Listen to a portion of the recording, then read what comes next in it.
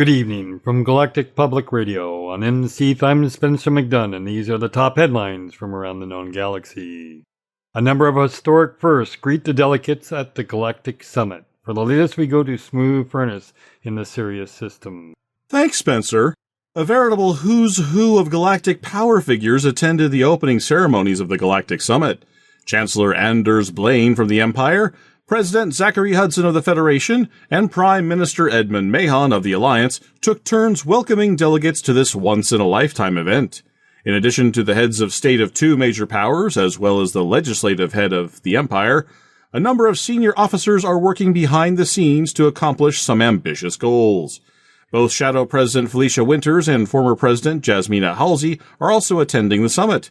Winters and Halsey have been making the most of this opportunity to meet with First Minister Jenna Fairfax of the Marlinist faction. Senator Denton Petraeus, who, as the military chief of the Empire, might be expected to engage behind the scenes with the Marlinist, has so far refused to engage at all with the anti-monarchists. However, this does not rule out the possibility of federal go-betweens or lower-level staff interactions. At this early stage, optimism remains high, tensions remain manageable, and the discussions are on track. How long that lasts is anyone's guess. From the Sirius system for Galactic Public Radio, I'm Smooth Furnace. Thanks, Smooth. As impressive as the guest list at the summit may be, it's also important to note the glaring absences. From the Alliance, Councillor Nikado Kane has delayed her departure for the summit. The election for the Prime Minister, which she expected to win, was itself delayed by the summit. This political maneuver sparked massive protests on many Alliance worlds.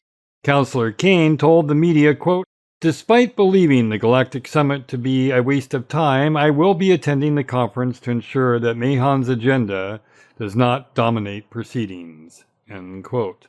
Also missing is the Emperor Arissa Lavinie Duval.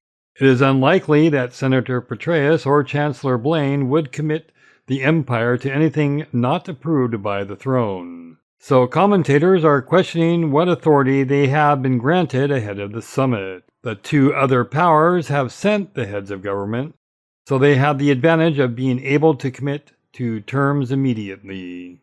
Finally, the prominent Rochester family has kept its most powerful members at home. Shadow President Azelda Rochester and Ambassador Jordan Rochester have been sidelined by controversy surrounding their family. The sabotage of Starship One committed by Core Dynamics ex-CEO Jupiter Rochester, followed by his subsequent rebellion in HIP 54530, have made their political positions tenuous at best. Most commentators have been focusing on the tension between Princess Aisling Duval and her former fiancé Jordan, but serious analysts believe that this is a planted story to distract from the more pressing matter of Jupiter's treason. Finally, in local news, Guard Frequency Response Deputy Assistant Director Richard Clemens has stepped up his worker safety campaign, expanding on his earlier interest in workplace food safety.